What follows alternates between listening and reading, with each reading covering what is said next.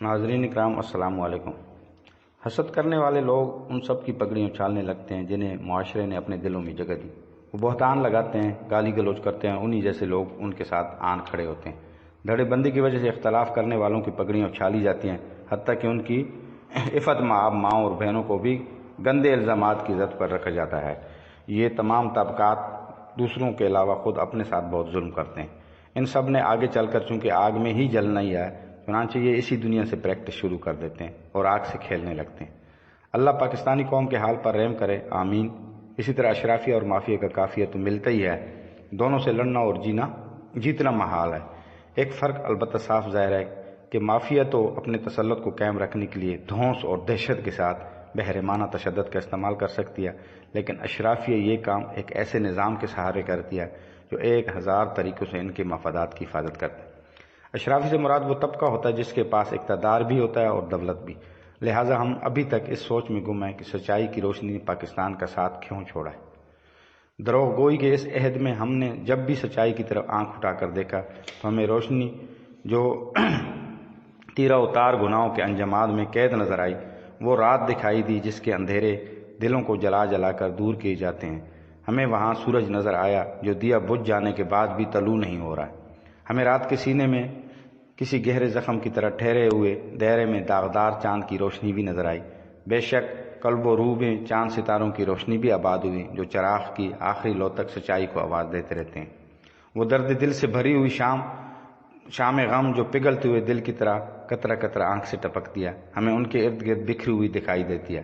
ہم نے چراغ انصاف کے اجالے میں دلہن کے لباس میں سنورتی ہوئی شفق کو بھی دیکھا اور غروب کے اس دلکش منظر کے پتھرا جانے کی تمنا بھی کی۔ 21ویں صدی نے تو حملوں اور جنگوں کی شکل ہی بدل دی ہے۔ اب حملے اور جنگیں میدان جنگ میں نہیں، میڈیا کے پانی پت میں لڑی جا رہی ہیں۔ ہم من حیث القوم اتنے بحث ہوتے جا رہے ہیں کہ اپنے ہاتھوں سے فطرت کو نقصان اپنے لیے مسائل پیدا کرنے میں پیش نظر آتے ہیں۔ مثلا سڑکیں وغیرہ بنانے کے لیے لاتعداد درخت کاٹے جا رہے ہیں مگر کوئی پوچھنے والا نہیں۔ گنجان آباد شہروں میں پہلے ہی دھوئیں کی کثرت کی وجہ سے زندگی اجیرن ہو چکی ہے۔ بڑھتی ہوئی ماحولیاتی آلودگی کی وجہ سے عوام کو طرح طرح کی مہلک بیماریوں کا سامنا، لہٰذا درخت کاٹنے کی بجائے نئے درخت اور پودے لگانے چاہیے تاکہ وہ ماحول میں موجود زہریلی گیسوں کو جذب کر سکیں اور ہمیں سانس لینے کے لیے صاف ہوا اور رہنے کے لیے ایک اچھا ماحول میسر آ سکے۔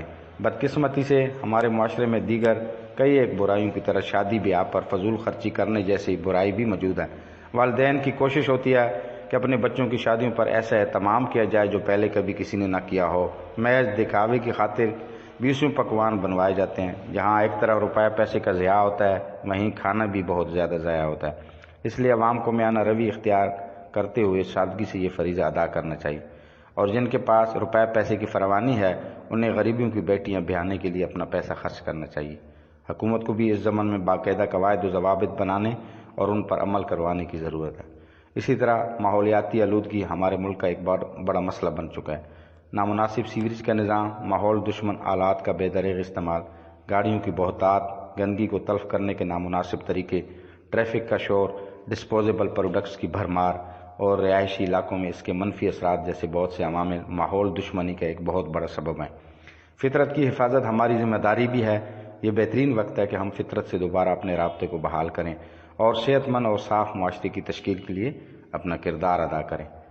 حمایت علی شاعر نے کیا خوب کہا ہے، کھل کر برس ہی جائے کہ ٹھنڈی ہو دل کی آگ، کب تک خلا میں پاؤں جمائے رہیں گے ہم، وما علینا الا البلاغ۔